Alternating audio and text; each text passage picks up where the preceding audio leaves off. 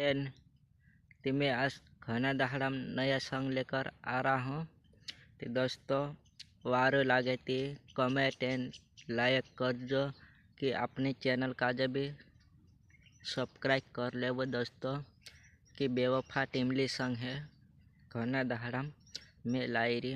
तो वारो लागे थी कमेंट एंड लाइक कर जो दोस्तों से आगे आगे शेयर करना कि वारो लागे थी। बस दोस्तों अतरा कहना से हमारा तो फैन में क्या कर रहा आज तो अपलोड नहीं हवे कल सुबह से 6 बजे अपलोड यूट्यूब पर कर दिख में दोस्तों।